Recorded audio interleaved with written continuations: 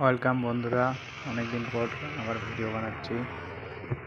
তো আমাদের দিকে একটা বিশেষ সমস্যা দেখা গেছে। এই যে ধানগুলো দেখছেন, সবগুলাই পরিপক্ক হওয়ার আগেই পেকে যাচ্ছে।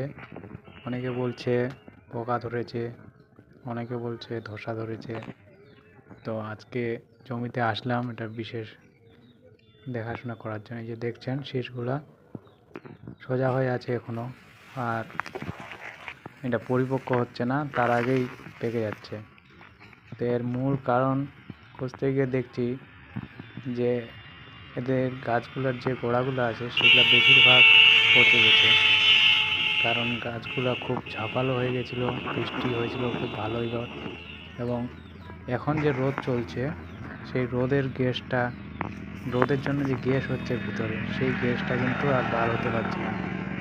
তো সে যাই হোক, মেন প্রবলেম হচ্ছে ধানের জমিতে ভিতরে গ্যাস হয়ে গেছে রোদের কারণে।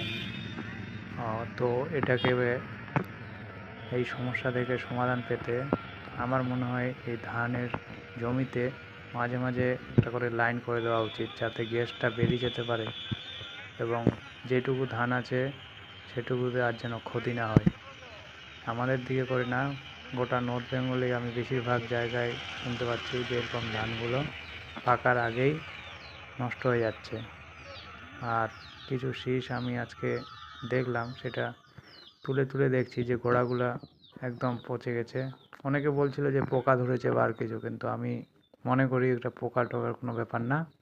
এটা গোড়াটাই পচে গেছে, গোড়াটা সহ্য করতে পারছে না, তো তাপ নিতে পারছে না, ফলে এরকম হচ্ছে। তো আপনারা সবাই এক কাজ করবেন, যে জমির মাঝে মাঝে 2-3টা করে ফাঁকা ফাঁকা লাইন করে দিবেন, যাতে গ্যাসটা বেরিয়ে যেতে পারে।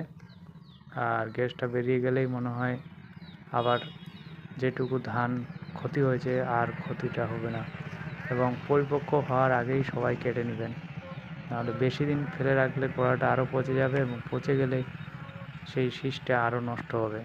তো আপনাদের মতো করে আপনারা ঠিক করবেন। ধন্যবাদ।